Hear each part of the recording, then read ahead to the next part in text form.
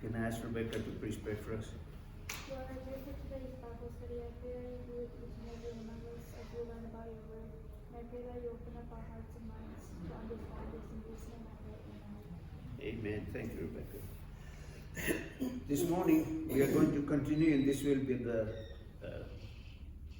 last time I'm going to be, not last time, but in connection with our studies that we have done for the last few Sabbaths. This morning we are going to try and close Daniel chapter 1 that we have been looking at. And what I want to do for this morning is to make sure that what we have covered so far in connection with Daniel chapter 1 is understood in the light of the time period we are living in now. For that, I want to make sure that we have this properly understood. What I'm going to do is, some of the verses we have looked at already, I'm going to go back to those verses to make sure that we clearly understand why it is so important that the book of Daniel and other things that we are going to be studying applies to us living at this critical stage in the history of the world. And we've said this before. The book of Daniel was studied right from the time that Daniel was given the vision and Daniel was exposed to the truth. From that time it was given. But for us living now, a very special understanding of the book of Daniel is to be given. And you'll say, well, how come? Explain. So I'll give you the verses to make sure that it's understood. Daniel chapter 2, first verse that I'm going to look at is verse 28. Daniel chapter 2, verse 28. In connection with the book of Daniel and the visions and insight that God gave Daniel to write the book of Daniel. But there is a God in heaven who reveals secrets, and he has made known to King Nebuchadnezzar what will be in the latter days. So King Nebuchadnezzar here applies to a dream that he's going to have, and Daniel is going to give him the dream that he dreamt and also give him an explanation of that dream. So Daniel is going to do both. God is going to give him the vision, the dream that Nebuchadnezzar had, and will give Daniel also an explanation as to what the dream means. So that was the first verse. The next verse we're going to look at is 8:17. Daniel 8 and verse 17. So he came near where I stood. Now this is Daniel talking in terms of angel Gabriel, okay? So angel Gabriel, angel Gabriel, came near where I stood, where Daniel stood. And when he came, I was afraid and I fell on my face. But he said to me, understand, son of man, understand to Daniel, understand, son of man, that the vision refers to the time of the end. Now, I'm not stating that this just specifically applies to the vision itself. It applies to the totality of the book of Daniel, from chapter 1 to chapter 12. The next verse we're going to look at, or verses we're going to look at, is chapter 12, and I'm going to start from verse 1. At that time Michael shall stand up, the great prince who stands watch over the sons of your people, and there shall be a time of trouble such as never was since there was a nation. So there's something going to happen in this time period that we are living in now, and it's saying, and there shall be a time of trouble such as never was since there was a nation, since the beginning of creation. Doesn't matter whatever trouble happened, flood happened, whatever will happen. But something here that is being told, there shall be a time of trouble such as never was since there was a nation. Then verse, even to that time, and at that time your people shall be delivered, everyone who's found written in the book. Now here it's talking of Daniel's people, who were what? Israel. But we're going to look at that this also has application for us living now as spiritual Israel. Okay? So there's literal Israel, the Bible clearly teaches there's a spiritual Israel. Verse 2, and many of those who sleep in the dust of the earth shall awake, some to everlasting life, some to shame and everlasting contempt. Those who are wise shall shine like the brightness of the firmament. Wise about what? Very important. They'll be wise and understand the mystery of God. And what was the mystery of God? That revelation that Jesus came and gave about God. That mystery, that revelation. Those who are wise in understanding that shall shine like the brightness of the firmament. Okay? Then, and those who turn many to righteousness. So it turns many that were believing the wrong things about God, that had the wrong understanding, he turns many to righteousness, like the stars forever and ever. But you, Daniel, shut up the words and seal the book until the time of the end. Again, at the end time. So there's going to be an understanding of the book of Daniel that was never before. It is applying directly to the time of the end. Many shall run to and fro, and knowledge shall increase. Well, look, in the last 6,000 years, historically we got it. Us living here now, we got history to show us in the last 100 years, last 150 years, the way knowledge has exponentially increased. Prior to this, people, did they fly in aeroplanes? Did they have cars? Did they have any of that? No. All this through knowledge. This also applies to spiritual knowledge. So at the end time, we're going to get an exponential understanding of the truth from the Bible. Okay? Then I'm going to go look at verses 9 and 10.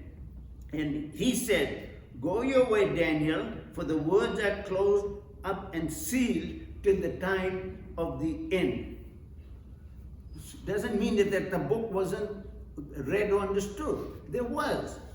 But there is a very special understanding and a very special revelation of the book of Daniel that was not there previously. Okay? Till the time of the end. Many shall be purified. Purified from what? All the lies that they have believed about God. Many shall be purified, made white, and refined. But the wicked shall do wickedly, and none of the wicked shall understand, but the wise shall understand. Why will these wicked people not understand? Is God arbitrarily closing their minds so that they won't understand? No. Because when the eternal gospel is given, when the truth is given, and what is the truth? What is the eternal? Why is it eternal? Eternal gospel. Why is it eternal? It goes all the way back. As long as God was there, the gospel was there. The gospel is the revelation that Jesus Christ has given the truth about God's character. So, the more you're going to understand this, the greater your understanding will exponentially increase, and you'll be living it out and sharing it with others. But the wicked, who are these wicked people, dear ones? The wicked are the people that is going to reject this character of God message. Then what happens? When you reject it, you go deeper and deeper where? In the hole. That's what sin does. The more you partake of sin, that sin will neutralize the gospel. You still keep partaking of sin. Whatever the sin may be, it will become stronger and stronger and stronger in us. That's what sin does. If I'm a thief and I go around stealing, I come to church and look first opportunity. I sit and be a pastor too. I'll be a pastor too. But I'm ingrained and fully a thief. What will happen? I look around and see what stuff I can steal to take home. That's what it happens. See, you go more and more into that evil. So here, verse 13, but you go your way till the end. For you shall rest and will arise to your inheritance at the end of days. So this whole study here is referring in the book of Daniel for us living at the end time. Now, I'm going to go to Revelation. Any questions so far? I'm now preaching instead of doing a study. Yeah, my wife is shaking her head too. Okay, sorry about that. See, because I'm not used to doing it this way. See, what I'm used to doing is walking up and down and sharing and talking and all this. And here now, I'm confined to here, so it's like I'm preaching. So, question and answers. Any thoughts? So far, we what have looked at. Go ahead, Pastor Pandit. I just wanted to ask, it says, seal it up to the end, right? Yes. So what, can you like explain the end, like what? The what? Like, it says that seal this book until the end. Until the end, yes. So, can you explain like the end, like what it means? The end? Yes, like it's end of the time or? Oh yes, it's referring, okay. Look, since you asked the question, we're going to look at something very clearly, okay? Since on the basis of your question, I want us to look at Daniel chapter 1. On the basis of Pastor Panil's question, I want us to look at Daniel chapter 1. Daniel chapter 1. The book is sealed. But please understand, it doesn't mean that what? That the book is sealed and nobody is going to understand the book. There's been progressively knowledge on it. But what the book of Daniel is teaching us, that the way the book of Daniel should be understood will not be understood until we are living right in the final phase. Okay? And here now that we are living, and I'll show you the final phase. Even though Jesus said the day or the hour you will not know, we have to understand that in the see, I'm going all over the place. You have to understand that in the context of a Jewish marriage. When Jesus says the day and the hour you will not know, it's in the context of a Jewish marriage. And the people of India, the Hindus, they have a marriage that lasts how many days? Not 1 day, not 2 days. How many days? 7. Yeah, go back and check it. You know what I'm saying? They go through each day different things. Then the marriage happens. So here the Jewish marriage, when it happens, the bridegroom goes back with his father to his house. The bride is where? Still at the parents' place. The bride doesn't go the same according to I'm talking even the Jewish marriage, okay? So what ends up happening in the Jewish wedding, the bridegroom goes back with his father, back to his home, according to the Jewish custom. What does he do? When he goes back, he builds what? A place, an addition to the house, or whatever it may be, so that he can bring his bride and they'll have attached to the house or attached whatever, the dwelling place for himself and his bride. So when that is completed, who's the one that tells the bridegroom or the son? The father. The father tells the son, hey, we've completed everything. It's all done. Now, let's go and what? Bring the bride. That's the context. And we don't understand that, and we say all the wrong things. Because the Bible clearly tells the day or the hour will not take you as a thief in the night. You will know. Okay? So here, verse 5. King Nebuchadnezzar appointed them a daily provision of the king's delicacies and of the wine which he drank. Hold on, sorry. So that at the end of that time, this is the 3 years of training, might serve God before the king. Now among those, what did I do here? Let me see. I'm sorry. Let's go to Daniel chapter 11. Verse 1, sorry. Daniel chapter 1, verse 11. So Daniel said to the stewards, whom the chief of the eunuchs had set over Daniel, which was Hananiah, Mishael, and Azariah, please test your servants for 10 days and let them give us vegetables to eat, okay, and water to drink. So here, they're given what? 10 days. And we'll see how everything Daniel said applies to the time of the end. The books will be unsealed, we will understand. Eat, then let our appearance be examined before you and the appearance of the young men who eat the portion of the king's delicacies. And as you see fit, so deal with your servants. So he consented with them in this matter and tested them 10 days. At the end of 10 days, the features appeared better and fatter in flesh than all the other young men who ate the portion of the king's delicacies. Thus, the steward took away their portion of the delicacies of the king and wine, and they went to drink and gave them vegetables. And we have studied this before. So here this sealing or unsealing is happening within these 10 days. To make sure, so you can turn around and say, well, Ozzie, you're crazy. I mean, there the book clearly tells you what? What does the word say here? 10 days. Doesn't say 10 years. No.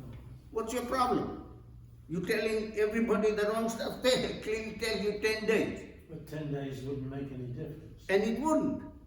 But there's a spiritual application, and you have to go back to the Bible, because the Bible teaches if you want to know the proper things, okay?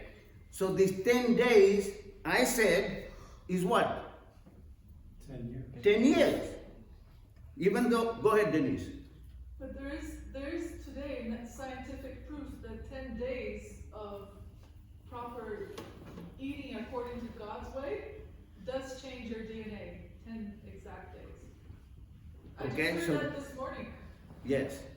So there is that happening. But here, we are not looking at the literal per se. We're looking at the spiritual. Okay? So here, to make sure that we understand what these 10 days is, go to, if you want, Numbers chapter 14. Numbers chapter 14. There's no way I'm going to be able to cover this. Numbers chapter 14.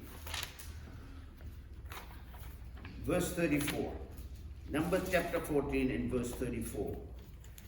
According to the number of the days in which you spied out the land, 40 days, for each day you shall bear your guilt 1 year, namely 40 years, and you shall know my rejection. Okay? So here we are clearly shown that those 40 days had application, not in every case, okay? You have to look in the context. In this case, the 40 days is clearly told applies as 40 years. The next one, to make sure, Ezekiel chapter 4. Ezekiel chapter 4. Ezekiel chapter 4 and verse 6. Ezekiel chapter 4 and verse 6. And when you have completed them, this is, I'm not going into all the details, but just look at it. And when you have completed them, lie again on your right side. Then you shall bear the iniquity of the house of Judah 40 days. I have laid you a day for a year. And like I say, you have to apply this year-day principle, a day for a year principle, not in every case.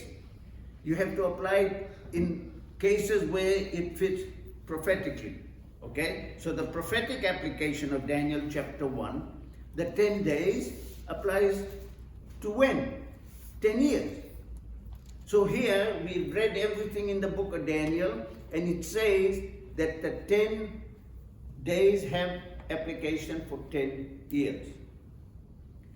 When did the COVID mandate start? At the end of 2019 and the beginning of when? 2020.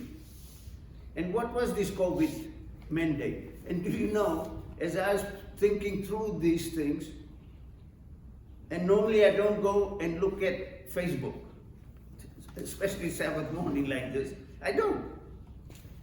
But I was impressed to do it. So I thought, well, okay. But I've always been obedient. I'm telling you this. So as soon as I opened the Facebook, as soon as I opened it, I sent it by email to Denise and a couple of other people. As soon as I opened the Facebook, it went straight about the issue of this vaccine. In the Supreme Court in New York, the Supreme Court in New York has come up and said, as far as New York is concerned, I guess, that every person that was not allowed to work unless they were vaccinated or they were fired or whatever the case may be, the Supreme Court stated that that was wrong. It's not correct. So these people now are supposed to, the employer is supposed to go back pay all the way back from the time they fired them or released them, and that is because that was not according to the law of the US. They used force on people, okay? So that principle here, when it says don't eat of the king's food and the king's delicacies, don't drink his wine. Wine represents all the errors. The king's food applies, doesn't see, we think in a literal, and I'm not denying the literal. The spiritual application is that Babylon's food, what, oh, see, I'm talking and talking. Question, did I answer your question, Pastor? Yes. Okay, so what is Babylon's food, dear one? Spiritually, not literal. Even though it said there, don't eat of the king's delicacies and wine, how does it apply to us now that we don't eat of the king's food or drink the king's wine? Any thoughts? Anybody? Go ahead, Aiden. I was just thinking, when you just said that, like, the person who rules this world right now is Satan. Yes. When we eat his food, we are in his domain. Praise God. See, you young people, I'm telling you this.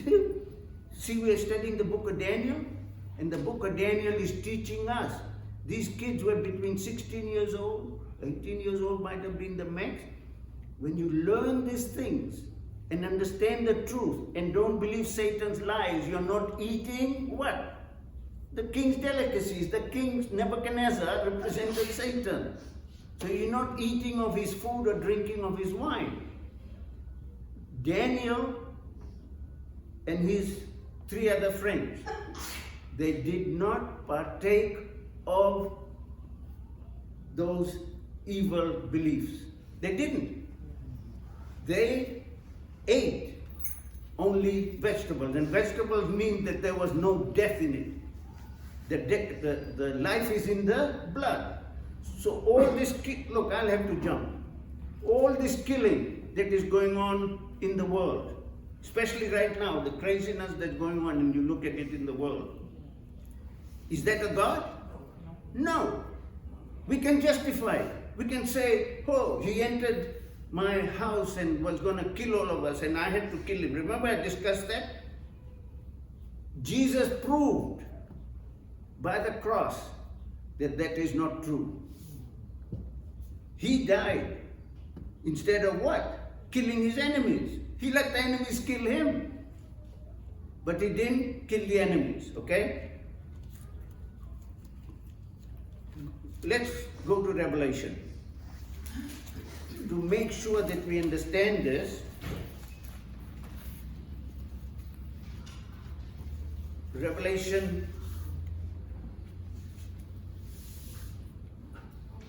Okay, I'm just going to look right now at verse 6 of Revelation chapter 17. Okay? This woman is not a literal woman per se. It is applying like Aidan just said. The real person behind this woman is Satan. So this woman represents all the errors and lies that we have allowed ourselves to believe about God. So here I saw the woman. Which woman? All the people, whether they are Muslims, Hindus, Christians, you name them. Everyone that is teaching and promoting violence, and the violence is of God, they belong to this woman. They belong to Satan. Okay? I saw the woman drunk with the blood of the saints. But here is talking of this woman only killed the saints. Okay? And with the blood of the martyrs of Jesus. And when I saw her, I marveled with great amazement. So what this verse is saying, that this killing that has happened involved only which group? Christians. Remember? Here, I read it. The woman, this false belief, was drunk with the blood of the saints. Who are the saints? Christians. Remember Paul writing the saints? Okay? Doesn't mean saint in some other way. And with the blood of the martyrs. These people died for Jesus. Because it says the blood of the martyrs of Jesus. So these people were murdered as Christians, killed, right? Look at the next passage. It's in Revelation chapter 18. This same woman, which is all the wrong belief about God that this woman has, and she has daughters. With daughters means everybody that is involved in believing the lies of this woman. So in verse 24, 18 and verse 24. In her, this system, this belief system, these people that have made Satan their God. Because all the small gods that we worship is belonging to Satan's system. Okay? And in her, all this belief system was found what? The blood of prophets and blood of saints. So who are the prophets and the saints? Who are they? Christians. Okay? Blood of the prophets and blood of the saints. And they were Christians even from the Old Testament if they were believing in God the right way. But some of them didn't. That doesn't mean to say they were lost. Okay? In her was found the blood of prophets and saints. But this portion now clearly states it. And of all who were slain on the earth. What? Anybody can help me there? What is that saying? And in her, this system that believes God kills people, and then they go around killing people, because if God does it, we can do it. If there's evil and God killed all the evil people, and we see evil people, we go commit genocide on them, exterminate them. Didn't Hitler believe that? He believed in killing the handicapped people too. Every person, whoever they were. That was his what? Belief system. Which God was he worshipping? Satan. Even though he might not admit it, but we know from what here we are reading that they were worshipping Satan. Go ahead, Denise. So with Daniel and his friends, they were taken captive from Israel, from whatever, and they were taken From Jerusalem. from Jerusalem. They were taken to Babylon. Yes. Okay, if you apply that to us, Yes. we are in Babylon. Yes. Because the whole world is Babylon. Yes. The whole system of the world is Babylon. That applies to the financial system, that applies to the food, that applies to how the system tries to make us think, make us believe about God, everything. And in Revelation 18 that you just mentioned, the verse just before it, it says that the light of a candle shall not shine anymore in you, in Babylon. And the voice of the bridegroom, that's Jesus, and the bride, that's the church, shall be heard no more in you. So there's going to come a time when Babylon is going to get all these warnings, but it's going to reject it, and those voices will not be heard anymore. And then it says, for your merchants were the great men of the earth. So we look at all the great men of the earth today. Who do we have? Elon Musk introducing AI, okay? We have the social media, we have the presidents, we have the Pope. These are all the great men of the world. Yeah, but who else? Because... Hold on. Who else? Well, Next. you can think of whoever. Any person, any leader living in this stage right now, any leader that is promoting violence to their people and pushing and promoting it, they belong to this system. Go ahead. And then the last thing I want to say is, it says, because for your sorceries, and now that word sorcery is pharmakeia, okay? That's a very, very powerful word that we should look into, because the moment the moment you mess up the chemistry of the body, you're messing up the mind as well. You're messing up the connection with God. So I believe that's why it's saying that. For by your sorceries were all nations deceived. Okay, very good. So here, help me here. And let me just say one thing. Go ahead. They're doing GMOs, they're messing up with our food, they're doing, things to kill the bugs. What are they called? Insecticides. That's messing up our food. They're messing up with our whole body chemistry. Drugs, medicine, you name it. Everything is messing up with what God created. And even like trying to change gender, everything is an effort to destroy the creation that God created. Yes, very good. Okay, so verse 24 again. Help me. Verse 24. And in her, this whole system that we're talking about, was found the blood of prophets and saints, and all who were slain on the earth. Can you explain to me what that means? All who were what? Slain on the earth. Does that mean to say, if you died naturally, it's referring to the one slain on the earth? No, that word slain does not mean that if you died what? Naturally. This is referring to us killing any human being. So that system promoted this lie, and that system was responsible for the death behind that system, and Satan was the head of the death principle. So every person, and we say justifiable war, whatever the reason is, and all this evilness that is going on the earth right now, with people, doesn't matter they are Muslims or whoever they are. If we go around killing them and we try and justify it, oh, this is going on the air too, and we are justifying it. Aren't they doing this now? Everyone is justifying to go and bomb other nations and kill other people and decimate the whole country. 70-80% of the country is in chaos and desolation. Utter.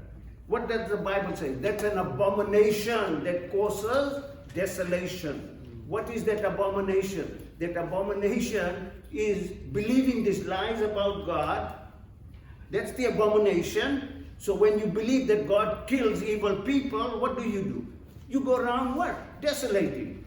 Man, woman, children, kill them all to justify the lies you believe. That's what it is teaching us here. Look at, to make sure that we understand this. in chapter 12 of Revelation. Chapter 12 of Revelation, verse 9. So the great dragon, who's the great dragon? Satan. Okay? So the great dragon was cast out. Cast out from where? Heaven. That serpent of old. What serpent? In the garden. That serpent of old called the devil and Satan. Who, what? What does this serpent and devil do? He deceives the whole world. Does that include us? Yeah. But you know what? Some of us Christians, we try. Everybody else is there. Oh, my church, my denomination. No. We are the special elect group on the face of this earth. And if you believe as a denomination and as a church, you believe this lie, I'm pointing right into the camera. If you believe this lie, you have Satan as your father. Doesn't matter how much you claim whatever, because what it says, who deceives the whole world, deceives them into what? Believing the lies about God. That we believe God goes, kills all the bad people. So when we believe all these lies, what do? We go around killing the bad people ourselves too. Okay? Who deceives the whole world. He was cast to the earth and his angels were cast out with him. What does that mean? He deceives what? The whole earth. Okay. So if he deceives the whole earth, and I'm glad that we admitted that as long as we're believing that lie about God, we were all deceived. But now that we have understood the truth, now that we know the truth about God and His agape love, and now what? Living it out, are we deceived? Come on, dear people, help me.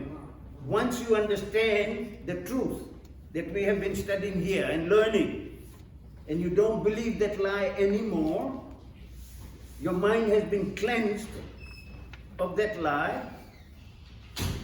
gone. Are we deceived? No, we're not deceived. Why? Because we have what? Learn the truth. And then what happens? Satan's head is crushed under our feet. How is Satan's head crushed under our feet? Living at this stage, at the end time, when we no longer believe those lies. Satan cannot what? Deceive us. Go ahead, John. I was just thinking about all those people in Texas. Yes. Who lost their families and lost. Yes. And I wonder how many churches, I thought about this week, how many churches would be saying, and I don't want to, well, this is an act of God. If they say that, that's blasphemy. Yes, but there are people and churches and Christians claiming that it is what? From God. Yeah, they say. And it's punishment. Oh, you bad guys were there, and all these innocent kids and everybody. Yeah, that's And they say acts of God. There's no such thing as acts of God. not That anyway. the Bible is very clear. All destruction. That's why that word abomination that causes desolation. And we fail to understand that abomination. What is the height of abomination? What is the worst possible thing you can believe? When we come to believe that the God that is agape love, and when we understand agape love, we will be set free from all the lies. When we believe this God of agape love kills, promotes, sanctions, teaches us to do the same thing, then Satan's head is not crushed under our feet. When we have come to believe the truth, learn the truth, know the truth, what God is really and truly like, this God of agape love that sent Jesus to reveal the truth, then Satan can't deceive us. He can't lie to us anymore. His head is crushed under our feet, which means to say, he does not deceive us. And that's what the end time gospel is. That's the end time message. There's no other message. That's the gospel. To make sure that what we have been learning here and what we are trying to teach and reveal and live out. And we discussed this here in a lot of details, okay? So I'm going to read Revelation chapter 18 and verse 4.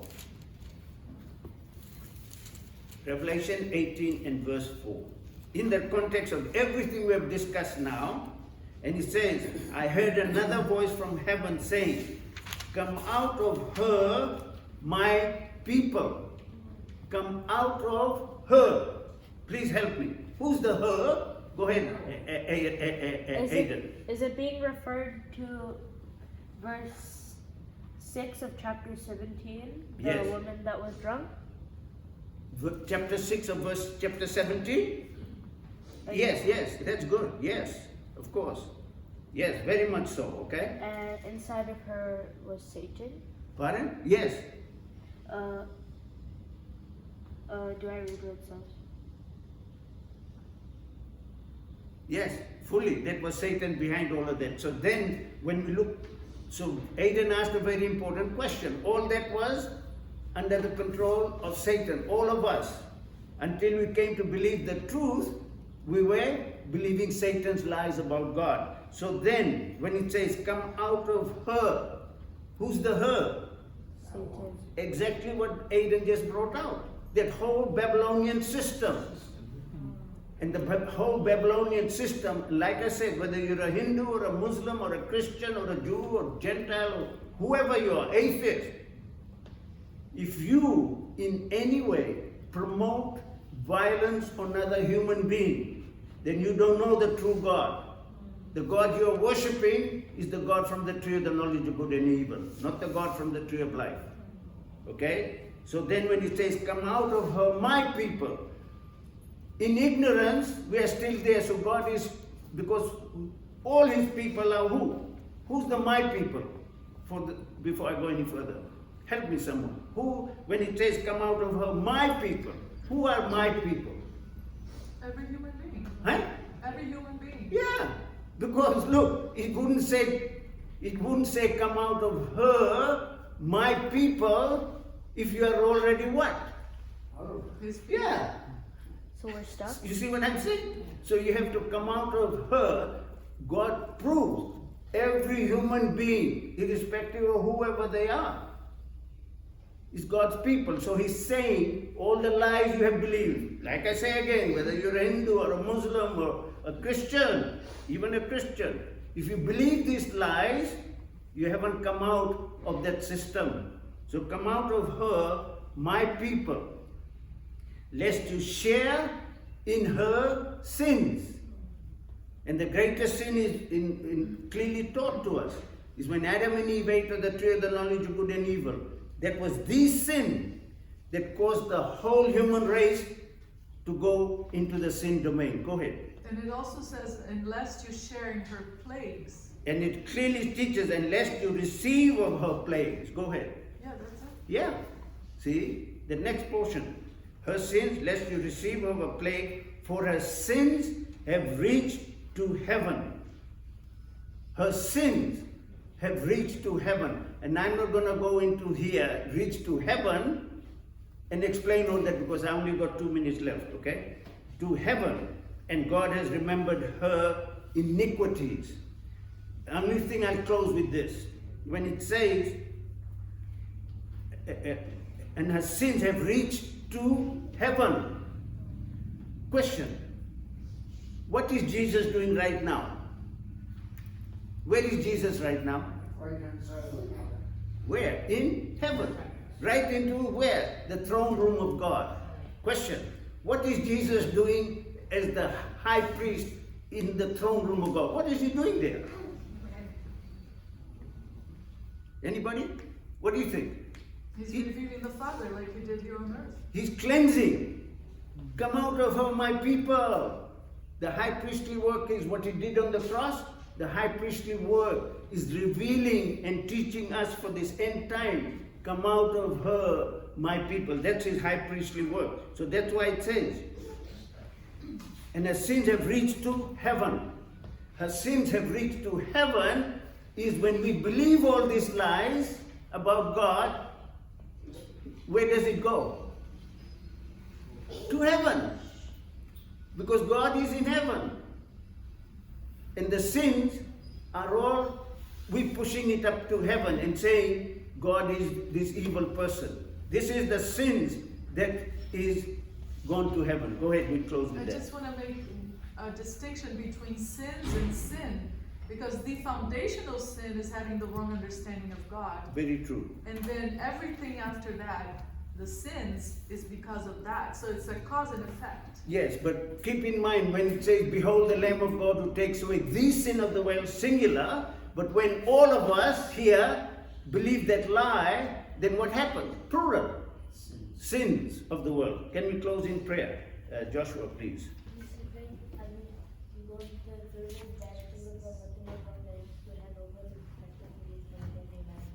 Amen. Thank you.